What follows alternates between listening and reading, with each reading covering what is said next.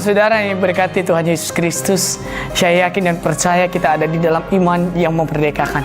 Kita ada di dalam kasih karunia Allah yang tidak pernah berkesudahan dalam hidup kita. Saudara, dalam Yesus Kristus mungkin kita mengalami berbagai macam hal dalam hidup ini yang membuat kita semakin hari mungkin semakin menggerutu, semakin kendor iman kita. Tapi saudara yang dikasihi oleh Tuhan Yesus Kristus, kita sebagai orang-orang yang sudah merdeka, kita sebagai orang-orang yang sudah diselamatkan oleh Yesus Kristus, kita wajib bersuka cita, kita wajib bergembira di dalam segala hal.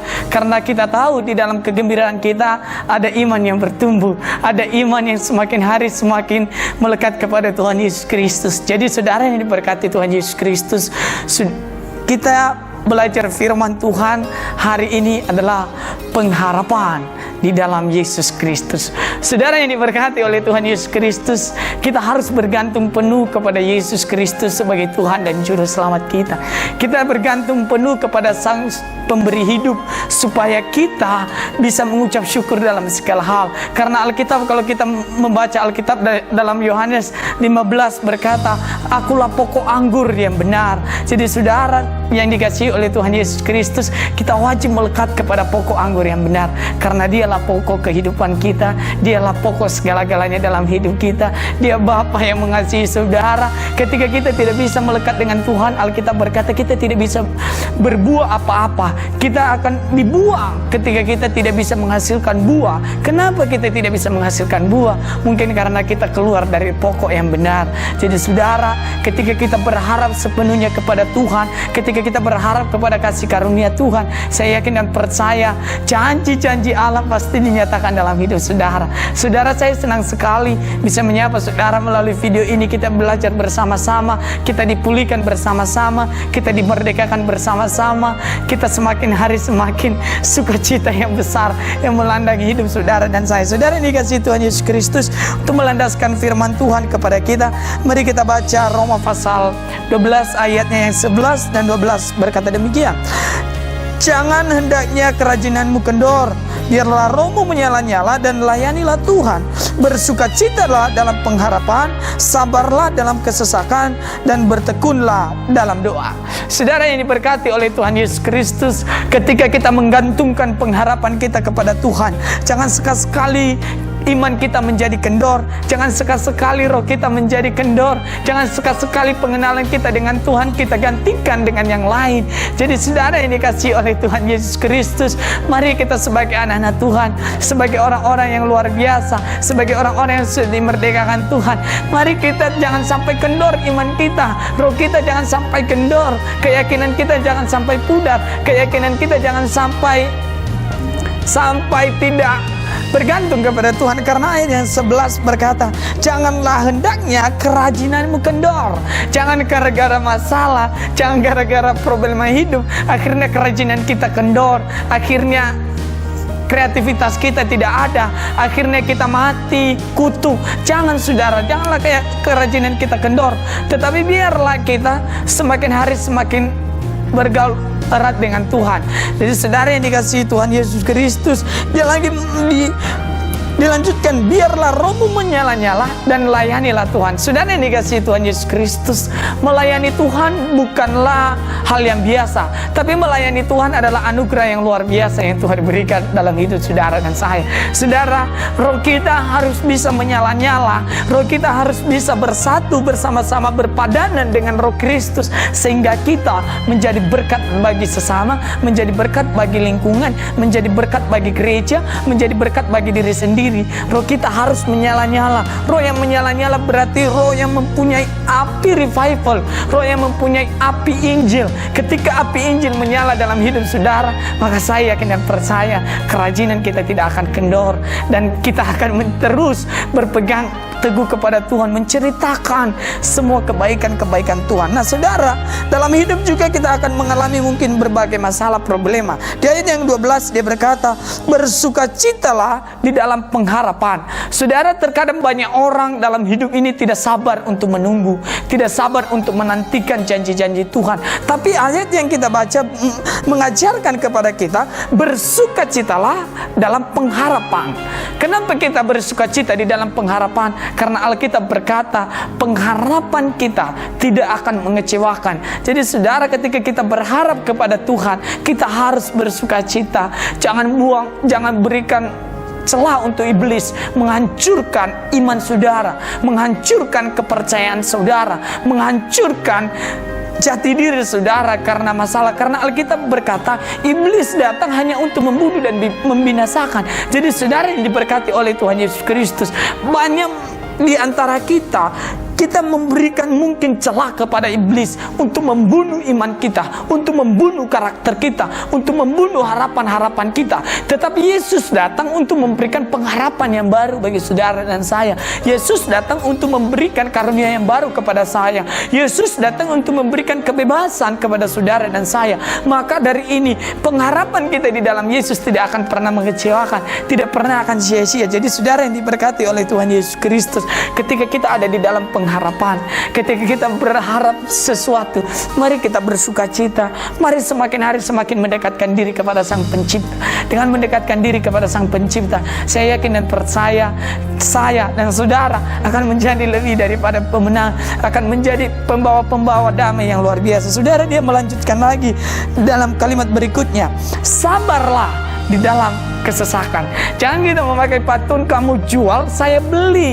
Itu salah. Ketika kita orang beriman, kita tidak akan memakai kata-kata yang seperti itu. Tapi kita tetap sabar, karena Alkitab berkata, orang yang sabar diibaratkan seorang pahlawan karena dia mampu menguasai diri di dalam segala hal. Orang yang sabar mampu menantikan janji Tuhan, tidak tergesa-gesa, tidak buru-buru dalam mengambil sebuah tindakan-tindakan, tidak terlalu cepat untuk menyerah, karena kita sabar di dalam apa tadi dia katakan di sini?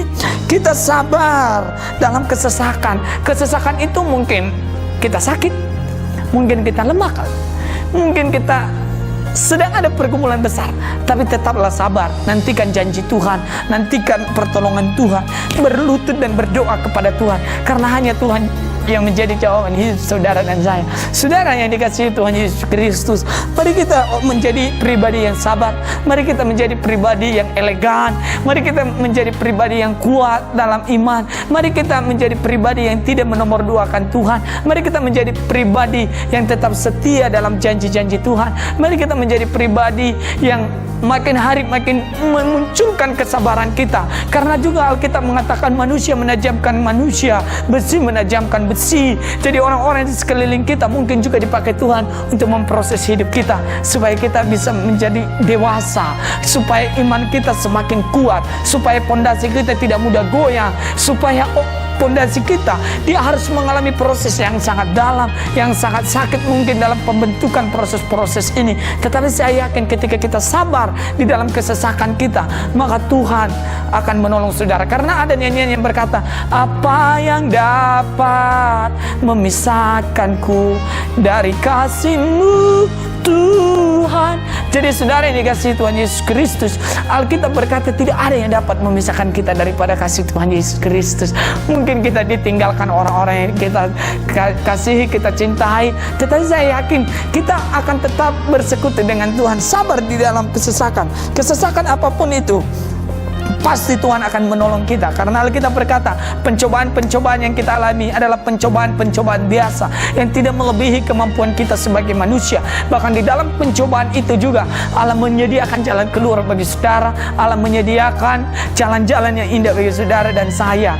Itu jadikan proses hidup adalah bumbu-bumbu iman kita, supaya kita segambar dan serupa dengan Tuhan, supaya kita mewariskan karakter Tuhan Yesus Kristus. Dan dia melanjutkan saudara, dan bertekunlah di dalam doa. Orang yang memberikan pengharapannya kepada Yesus, saya yakin dan percaya dia bertekun di dalam doa. Karena Alkitab berkata, tetaplah berdoa. Dan saudara yang dikasihi oleh Tuhan Yesus Kristus, Alkitab memberikan tadi, kita harus bersukacita, kita harus sabar, dan tetaplah berdoa. Saudara yang dikasihi Tuhan Yesus Kristus, doa adalah komunikasi vertikal antara manusia dengan Allah. Doa berikan teladan oleh Tuhan Yesus Kristus. Ketika dia dalam natur manusianya, dia tetap berdoa kepada Allah. Pagi-pagi benar dia mencari Allah. Lalu bagaimana dengan hidup kita sebagai orang percaya? Apakah pagi-pagi benar kita mencari Tuhan atau kita mencari yang lain?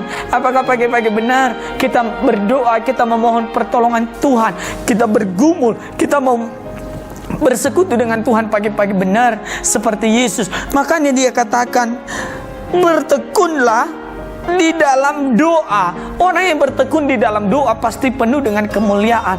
Mungkin dia masih belum melihat mujizat, tetapi ia berkata, saya yakin bahwa Allah akan memberikan apa yang saya harapkan ketika itu tidak bertentangan dengan Allah. Jadi saudara, di dalam doa bukan hanya kita meminta, bukan hanya kita menuntun Tuhan, tetapi di dalam doa kita pancarkan keagungan Tuhan, kita berikan keagungan Tuhan, kita muliakan keagungan Tuhan. Jadi saudara yang diberkati oleh Tuhan Yesus Kristus, kita semua anak-anak Tuhan, mari kita tetap berdoa dalam kondisi apapun. Yakinlah ketika saudara mempunyai hubungan yang baik dengan Tuhan, pasti berkat-berkat Allah melimpah dalam hidup saudara.